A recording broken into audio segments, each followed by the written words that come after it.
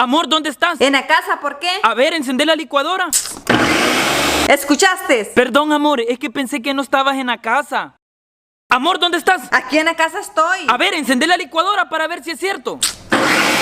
Vaya, ¿escuchaste? Perdón, mi amor, no vuelve a pasar. Al siguiente día, Larín sale temprano del trabajo y se encuentra a su hijo solo. Hijo, ¿dónde está tu mamá? No sé, papá. Hace como 5 minutos salió y yo creo que se va a tardar porque se volvió a llevar la licuadora. Ay, mi pendejo. Ay, mi pendejo.